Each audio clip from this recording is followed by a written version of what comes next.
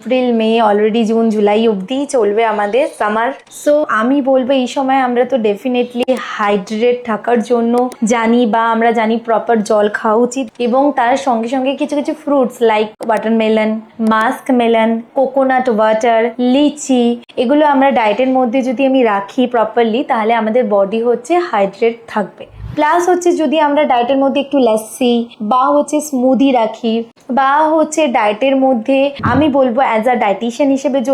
যদি খুব junk food বা ফাস্ট ফুডটা, আমরা তো যে কোনো টাইমে বলি না এগুলো এড়িয়ে চলো, বাট স্টিল কি হয় এই সময়টা আমাদের বডি হচ্ছে অলরেডি এত আমাদের গরমের জন্য বডি হচ্ছে হিটেড থাকে, তো বডিকে প্রপারলি কাম অ্যান্ড কুল করার জন্য একটু ফ্রাইড ফুডটাকে অ্যাভয়েড করে নর্মাল প্রপার ব্যালেন্স ডায়েটে থাকি এবং প্রপার জল ইনটেক করি, তাতে আমরা অনেক বেশি বেটার পাবো। আর অবশ্যই আমি বলবো সামারে প্রচুর ফ্রুটস পাওয়া যায়, আমাদের সবার ফেভারিট ম্যাঙ্গো। ডেফিনেটলি যদি ডায়াবেটিক না থাকে ডেফিনেটলি খাবে, আর যদি ডায়াবেটিক থাকেও, আমি আগেও ভিডিওতে বলেছিলাম ম্যাঙ্গো খাওয়া কতটা ইম্পর্টেন্ট, বাট সেটা কতটা অ্যামাউন্ট এক্স্যাক্টলি খেতে পারো, সো সেটা হচ্ছে আমি তোমাদেরকে বলে দেবো যখনই আমার সাথে কনসালটেশনে তোমরা আসবে। সো